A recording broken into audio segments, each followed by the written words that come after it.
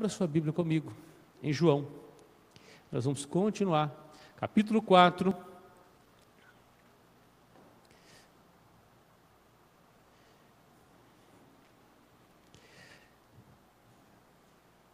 Se Deus assim permitir, até a noite nós vamos chegar no verso 42, tá bom?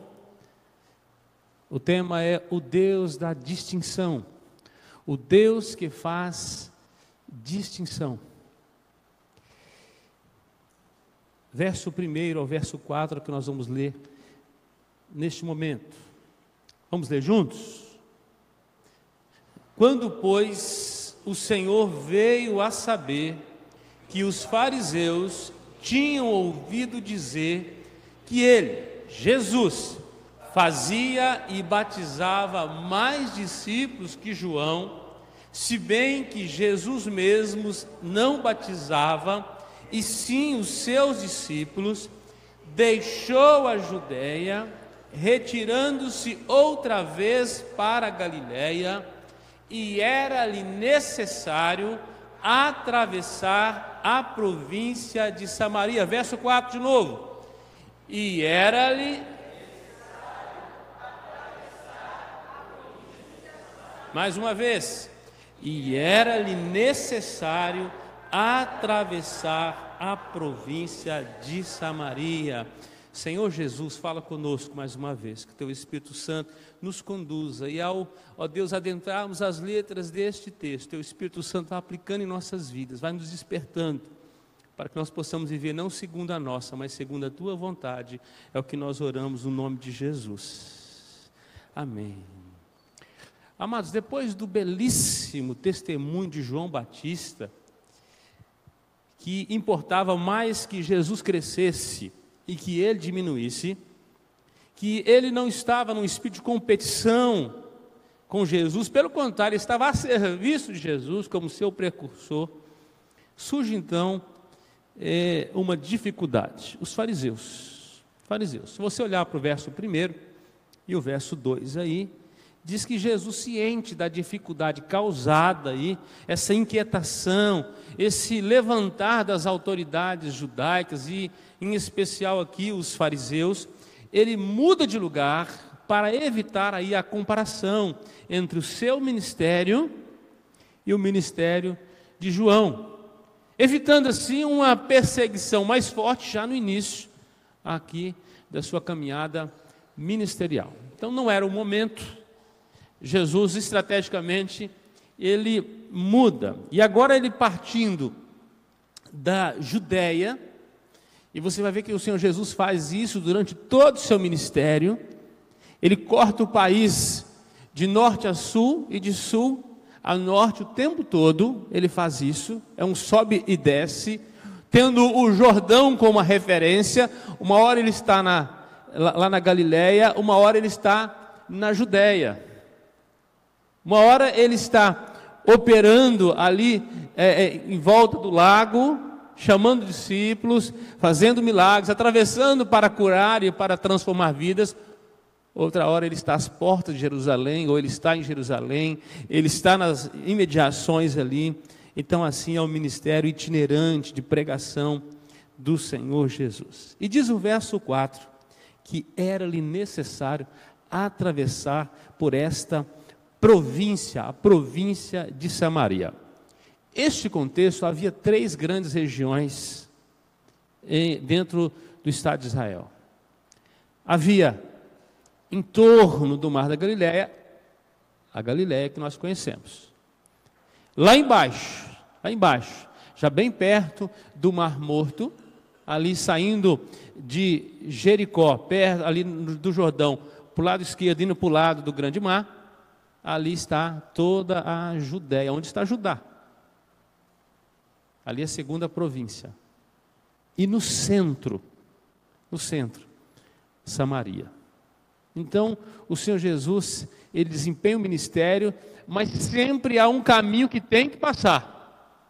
Samaria. Só existe uma opção de não passar por Samaria, ou existia.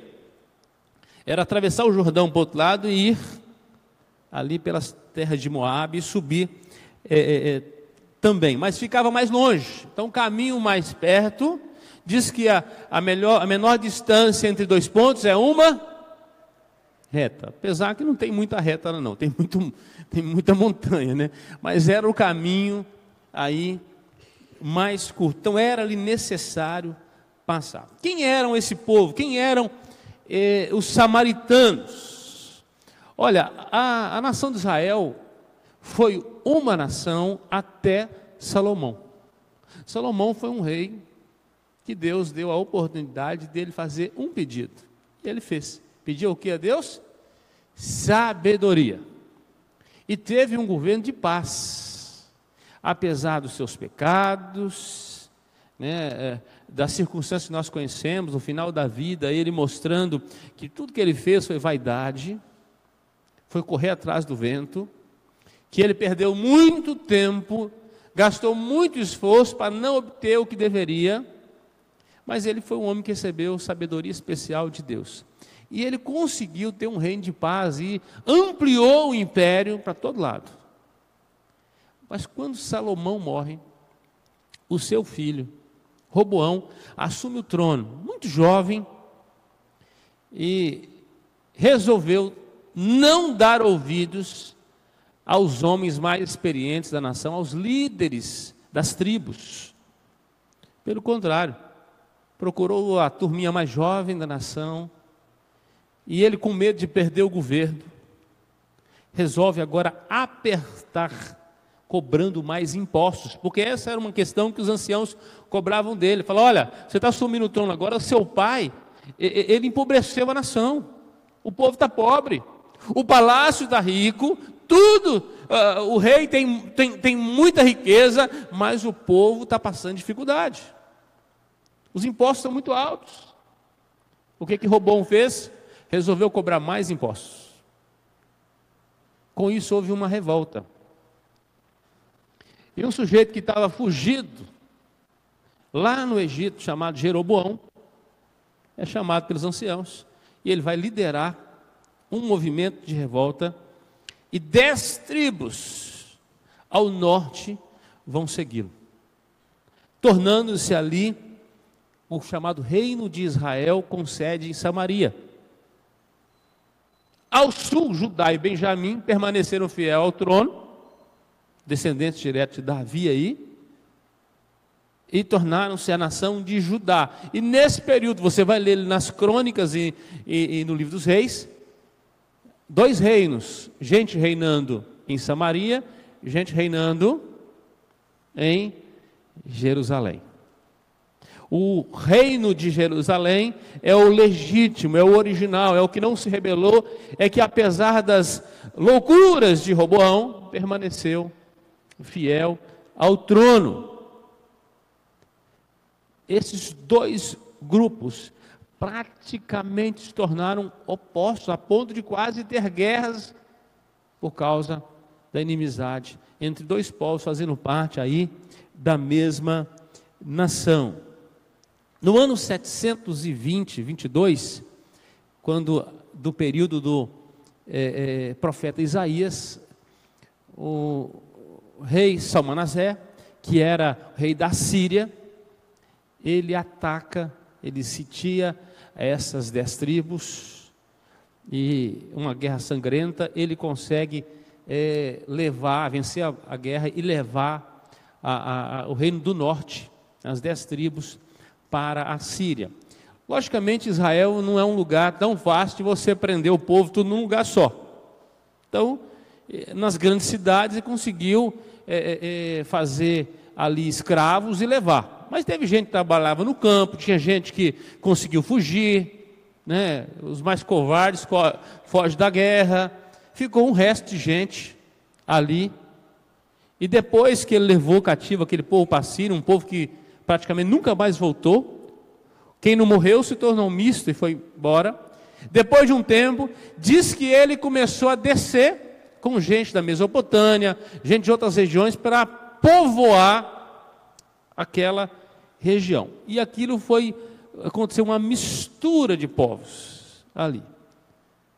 Então essa mistura que foi a questão mais complexa aí daquele contexto. Lá no capítulo 17 de 2 Reis, se você tiver a oportunidade, vou pedir que a nossa querida irmã que está nos auxiliando, a Brenda, nos coloque aí, capítulo 17 de 2 Reis, verso 24, se você ler o capítulo todo, você vai ver este contexto. Isso é importante para a gente entender o porquê deste texto aqui, o qual nós estamos lendo.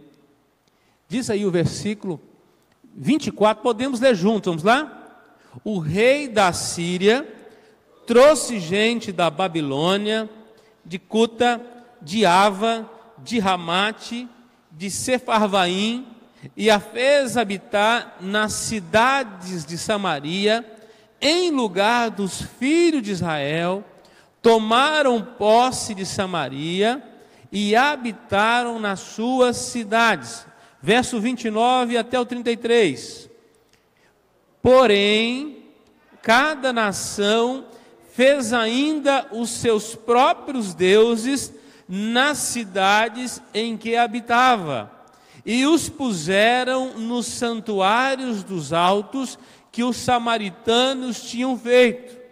Os de Babilônia fizeram Sucote-Benote, os de Cuta fizeram Nergal, os de Ramate fizeram acima, os aveus fizeram Nibás e Tarcac, e os sefarvatitas queimavam seus filhos a Adrameleque e Anameleque, deuses de Sefarvaim, mas temiam também ao Senhor.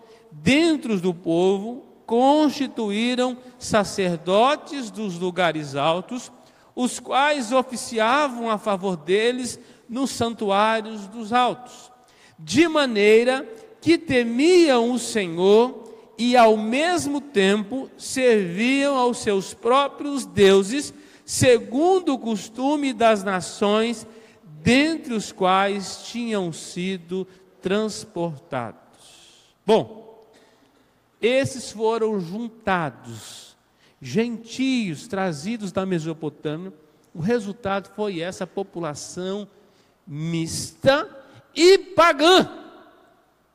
Os que estavam na terra, os que sobraram, que eram judeus de fato, adoravam ao Deus vivo e verdadeiro, mas também adquiriram novos deuses, um politeísmo. Adoravam um Deus vivo, mas adoravam também aos deuses mortos que estavam nos postes ídolos, nos altares, nos lugares mais altos, e aquilo ali se tornou um lugar pagão, Então, com isso, os judeus que voltaram do cativeiro, e esse foi um outro cativeiro, o cativeiro do Reino do Sul, no ano 586 foi levado cativo, só no ano 516 que eles vão voltar definitivamente lá, com Esdras, Neemias, Zorobabel. Esse outro grupinho, quando eles voltam, há um desejo de formar novamente uma nação. Mas o grupo que volta quer ficar em Jerusalém, não quer ter nenhum contato com os samaritanos, o Reino do Norte. Nenhum contato. E a partir então deste contexto, a inimizade parece que aumentou.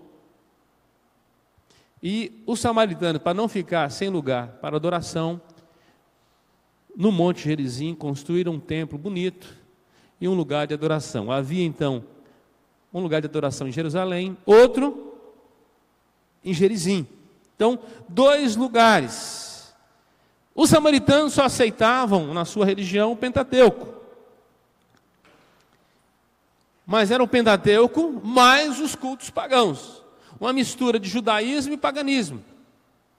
Enquanto o Reino do Sul aceitava não somente o Pentateuco, a Torá, como todos os profetas.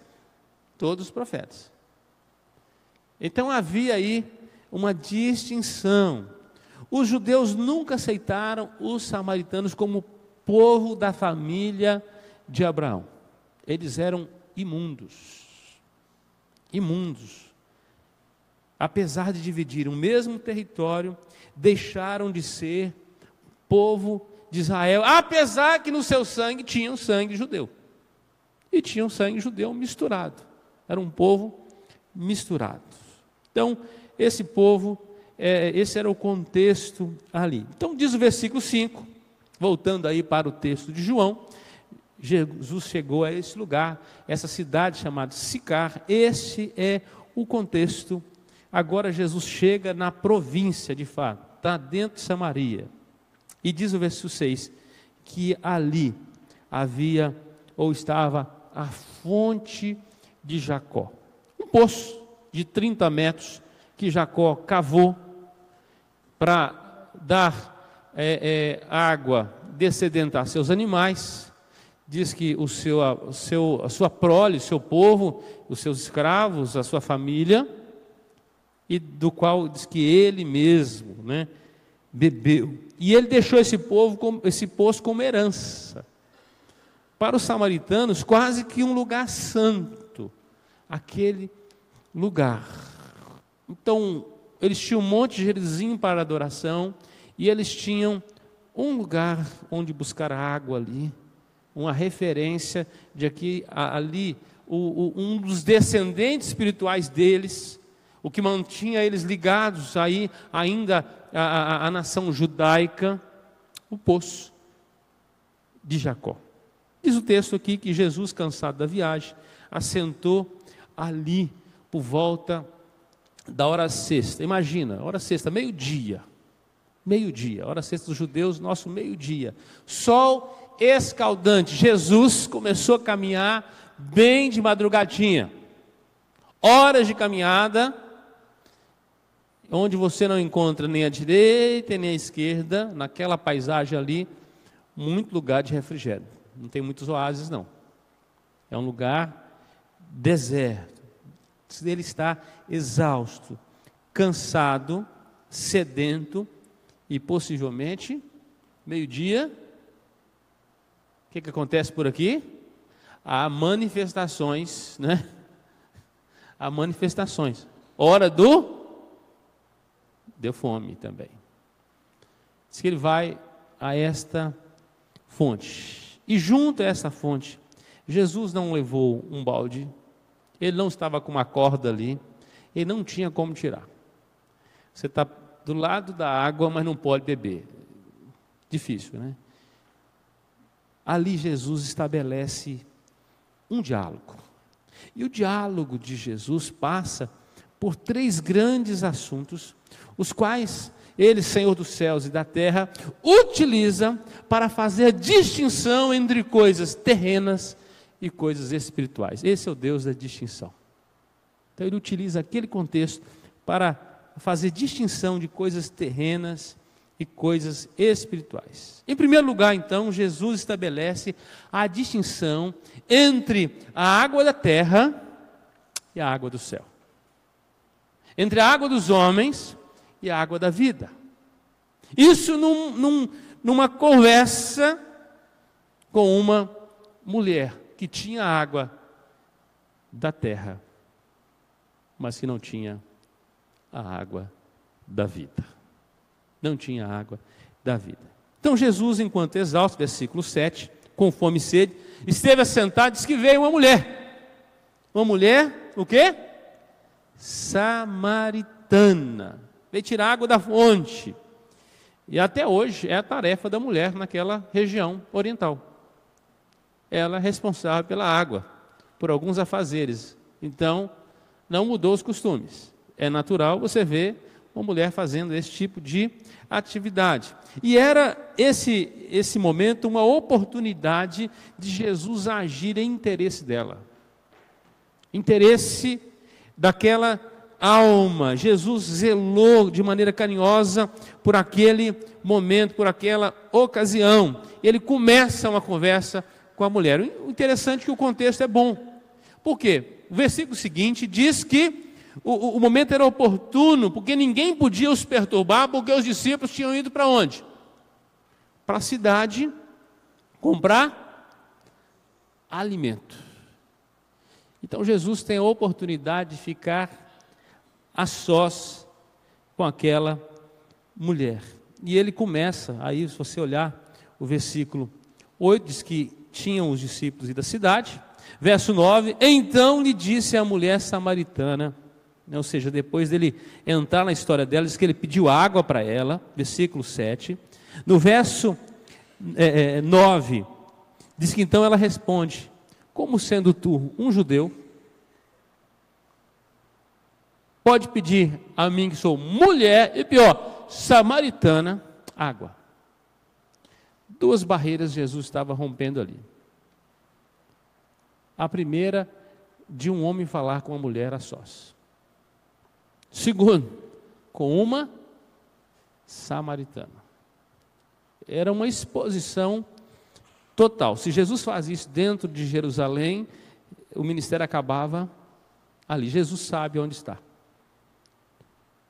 Ele sabe onde ele se encontra. Ele sabe o seu lugar. A mulher fica admirada, perplexa com esta pergunta, como era possível que Jesus pudesse romper tudo isso, e o evangelista explica dizendo que não havia comunicação entre eles.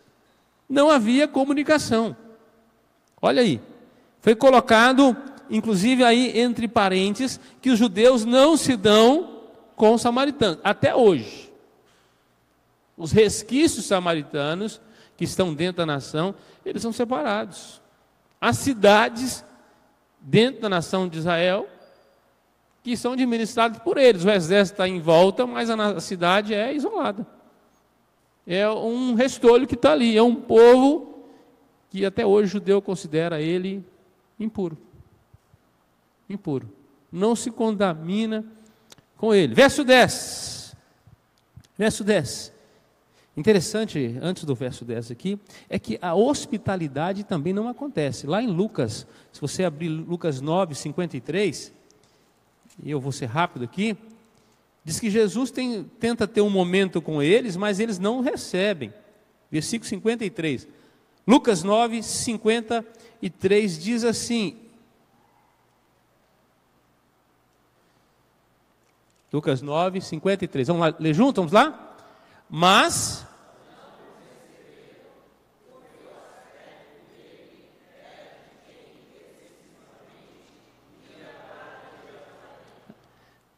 noutra passagem de Jesus naquela terra, não houve recepção, porque tudo indicava que ele estava indo por meio do próprio povo dele. Então, não receberam. Então, era um povo também que tinha dificuldade de hospitalidade. Você vê o regime de relacionamento que havia ali. Verso 10, diz lá, replicou-lhe Jesus, se conheceres o dom de Deus, e quem te pede, dá-me de beber, tu lhe pediria e ele te daria água da vida. Ele te daria água viva, água que vai te produzir vida. Jesus está rompendo preconceitos raciais, está rompendo com distinções. As pessoas que estão presas às coisas terrenas, à concepção apenas deste mundo, estão aniquiladas pelo fatalismo deste mundo, e tudo que conseguem ver são coisas naturais. Quando Jesus fala de água viva, ela pensa somente em água. O contexto dela é o poço, é o poço. Se ela tivesse a ideia de quem é que estava falando com ela, ela não perderia tempo com preocupações raciais, se era judeu, se não era judeu, se era homem que falava com ela, se era aquelas horas, se ele tinha ou não tinha com que tirar. Se ela soubesse que era o Rei dos Reis, Senhor dos Senhores, o Deus vivo, o Deus Todo-Poderoso, ela estaria de joelhos suplicando, dá-me desta água, dá-me desta água. Então, nesse momento, Jesus passa a testificar de si mesmo. Quem é a água da vida? Ele. Porque quem beber dele, de modo algum, terá sede. Amados, quando Jesus entra na nossa vida, a nossa história muda. A nossa história muda. Se a sua história não mudou, é porque Jesus não entrou. Algo ainda não aconteceu. É impossível beber desta água e continuar sedento. É impossível não ter a sua vida transformada. Tem gente que está com a vida estagnada. Esse poço, nesse contexto, já não possuía mais fonte. Ali, do alto dos montes, águas corriam quando tinha chuva, e ali era um lugar, um reservatório. De tempos em tempos, o poço de Jacó estava seco. Quando tinha água, era uma grande oportunidade, uma bênção. A vida que esse mundo oferece são como cisternas rotas, reservatórios, é uma caixa d'água. Guardou, tem, utiliza-se, usou tudo, não tem mais. Esgota. Esgota. É uma alegria passageira. É um momento.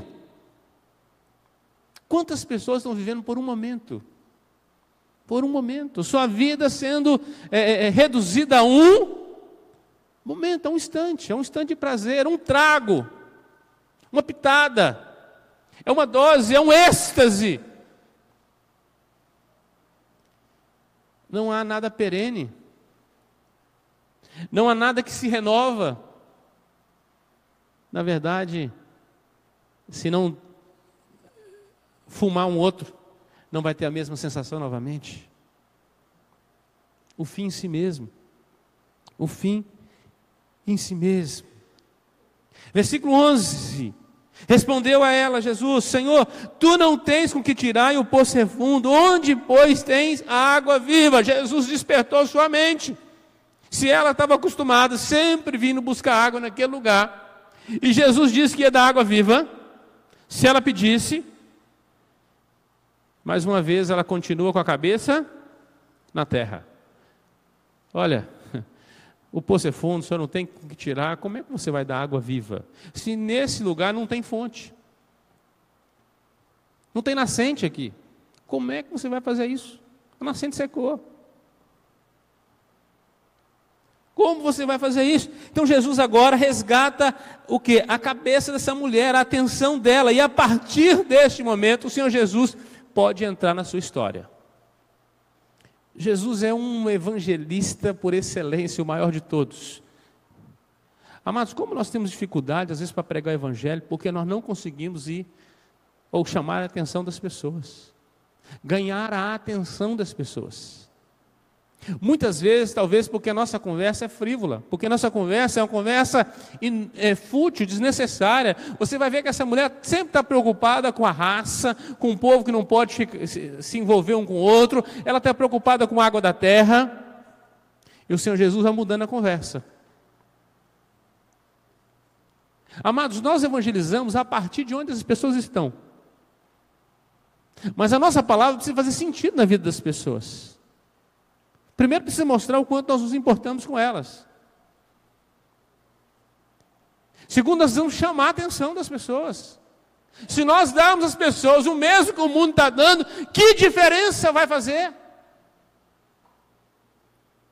Se o nosso testemunho for igual ao testemunho do mundo, que diferença vai fazer na vida das pessoas? A partir desse momento, o Deus Todo-Poderoso passa a entrar de maneira mais profunda na história dessa mulher. Verso 12: És tu porventura maior do que Jacó, nosso pai, que nos deu o poço, e do qual ele mesmo bebeu, e bem assim seus filhos e seu gado? Afirmou Jesus: quem beber desta água vai tornar a ter sede. O Senhor é maior do que Jacó, que nos deixou essa herança. O Senhor vai fazer um poço maior que esse? O Senhor tem capacidade de cavar mais fundo? Ou o povo era preguiçoso naquela época, aí você começa a chegar a algumas conclusões, né? Limitados, porque parece que foi reduzido aquilo ali. Recebeu uma herança, não ampliou ela, se esgotou a primeira fonte, ou você cava mais fundo, não é isso? Ou você cava mais poços. Tem gente que esgota os recursos que tem, não investe, não potencializa, sabe? Conhece esse? Vai viver da vaquinha até ela morrer. O dia que ela morrer, acabou. Tudo que seu pai deixou para você, você vai esgotar. Tudo que Deus nos dá, meus irmãos, são sementes. São sementes. As sementes precisam ser plantadas, para elas continuarem a produzir. E plantadas, regadas. A nossa vida não pode ser medíocre para esgotar os recursos quais recebemos. Tem gente que reclama que o pão acabou, mas ele não foi ao campo lavrar, plantar, regar para colher. Ele esgotou os recursos, comeu tudo que tinha, acabou-se. Acabou-se. Jesus podia dar aos samaritanos uma água muito melhor do que a fonte de Jacó. Isso agora entra na cabeça dessa mulher. Você pode dar água muito mais do que Jacó, muito mais do que a herança espiritual que nós recebemos dele. E Jesus vai dizer para ela assim: mulher, cada um que bebeu dessa fonte teve que voltar aqui novamente. Não resolveu o problema, teve que voltar aqui novamente. Jesus passa a fazer distinção entre aquilo que é extremamente materialista, extremamente terreno, sobre aquilo que é extremamente espiritual. Onde as pessoas estão dando valores e foco, porque as pessoas estão construindo arranha-céus, estão lançando alicerces sobre um lugar que não vai ficar nem raiz nem ramo, construindo suas vidas assim, no lugar que os ladrões escavam e roubam, que a ferrugem corrói, que o verme come, fazendo tesouros quais eles não poderão levar para a eternidade. Jesus está num diálogo com esta mulher para fazer uma distinção entre o que é terreno e o que é espiritual, entre a água do homem e a água da vida. A sede física pode ser saciada com um copo d'água, mas dali um tempo novamente terá sede. Amado, Deus colocou no seu coração, diz o escritor dos Eclesiastes, Salomão, a eternidade. Você só pode ser saciado com algo eterno. A comida desse mundo não nos sacia. Não nos sacia. Agora, esse dom que Cristo quer dar, pode produzir vida eterna. Verso 14, aquele porém que beber da água que eu lhe der, nunca mais terá sede, pelo contrário, a água que eu lhe der, nele será uma fonte a jorrar para a vida eterna. A nova vida que Cristo opera em nós é uma semente que não apenas produz a 30, 60 e 100 por um, mas ela não para de produzir vida. O Senhor Jesus diz assim: olha, quem crê em mim, como diz as Escrituras, do seu interior, pensa no homem interior, onde o Espírito Santo habita. Quem não tem o Espírito Santo de Deus não tem essa fonte. Diz que do seu interior fluirão, vão borbulhar rios de água viva. A gente só dá o que tem, meu irmão. Se você não está cheio de Deus, você não tem nada para oferecer. Se você não bebeu desta fonte eterna, você não tem nada para dessedentar ninguém. Gente que não é cheio do Espírito de Deus, não é cheio da palavra de Deus, que não é cheio de Deus, não tem Deus para oferecer para ninguém. É só algo metafórico, é apenas uma palavra dita ao vento, não tem vida, porque as pessoas não vêem a vida de Cristo na sua vida. Nós pregamos com a vida e com as palavras. O dia que te faltar as palavras, sua vida é suficiente. É tudo que você precisa. Tudo que você precisa. O tempo todo essa mulher está preocupada com a água da terra e Jesus quer dar a ela a eternidade. Versículo 15. Esta mulher muda a conversa. Primeiro, Jesus é homem. É um judeu. Agora diz ela o quê? Versículo 15. Vamos ler juntos? Disse-lhe a mulher: Senhor, dá-me desta água, para que eu não mais tenha sede.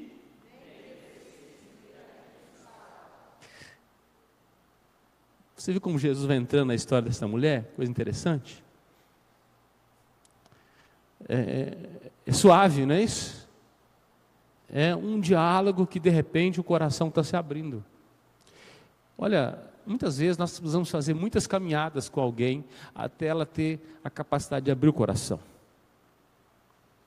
E nós só podemos tratar quando a pessoa se abre, quando ela se quebranta, quando ela fala do problema, das angústias. Enquanto ela permanecer fechada, não tem como tratar. Amados, como nós temos dificuldade para discipular, temos dificuldade para acompanhar as pessoas, nós não temos paciência, nós somos pessoas tão assim, eufóricas, tão agitadas, que nós temos dificuldade de ouvir o coração das pessoas, de ir cavando, e como um bom mineiro, como é que é aí, reverendo Anderson? Como é que mineiro come sopa? Pelas beiradas, né? Tem hora que você vai direto à fonte, sim, muito rápido, o sujeito assusta, não é isso? Diz que o mineiro não queima a boca para comer sopa. Diz que vai indo pelas beiradas, que está mais friozinho, né? De repente, o prato foi embora. O sujeito muito apressado, dá uma colherada no meio, e aí? Queimou a língua, perdeu o gosto, né? O Senhor Jesus vai amuando essa mulher, né? Vai trabalhando para que ela possa se abrir. Porque o que Jesus queria dar para ela não tinha nada a ver com aquele lugar, nada a ver com aquela água. Na verdade, a vida dela era uma água, era uma cisterna rota. Jesus falava, era dela, era dela, era dela. E agora, ela chama Jesus de Senhor. A conversa mudou. Jesus chamou a atenção desta mulher. Verso 16, disse Jesus: vai, chama teu marido e vem cá. Acabou. Jesus conhece o coração, a mente e as circunstâncias. Conhecia a vida dela como conhece a minha e a sua. Conhece o nosso passado, o nosso presente e o nosso futuro. Ele sabe o que aconteceu no verão passado, no inverno, na primavera, o que você fez, as escuras. Ele conhece o Natanael, que está debaixo da figueira, que ninguém viu, mas ele viu. Ele conhece Agar, que coloca o filho e sai longe para chorar, para ver a morte. E ele visita, é o Deus da visitação, é o Deus que conhece, que sonda. Então, Jesus entra na vida desta mulher, dizendo assim: vai na cidade chamar seu marido. Quero conversar com o chefe da casa. Quero conhecer o seu marido. Verso 17. Ao que lhe respondeu, vamos ler juntos? Ao que lhe respondeu a mulher: não tenho marido. Replicou-lhe Jesus: disseste, não tenho marido. Eu sei que você não tem marido, filha. Aliás, 5 já chutaram você. E esse cesto não te pertence. Ou seja, olha como é que está a sua vida. Amados, esse contexto é um contexto muito triste. Às vezes nós analisamos essa mulher como uma prostituta. Neste contexto e no meio deste povo, qualquer motivo, se o homem não gostasse, ele podia dispensar a mulher. E a partir da primeira dispensa, ela se tornava descartável. Sabe como é que ela se sentia? Um nada. Uma pessoa sem valor algum. Então, possivelmente, o primeiro não gostou porque ela colocou sal na comida, o segundo não gostou porque não gostou da roupa que ela usa, o terceiro não gostou do cheiro dela, o quarto não gostou da conversa dela, o quinto... E agora, ela tem que viver como mulher mundana, carnal. Ela tem um relacionamento, mas esse relacionamento não é aprovado por Deus. Não está conforme as normas. Há pecado. Há um contexto de pecado, de morte. É água.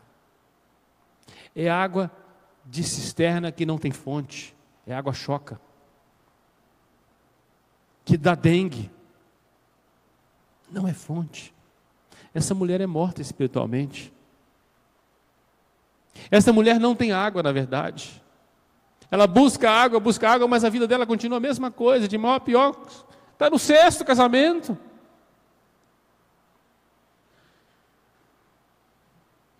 Eu brinco que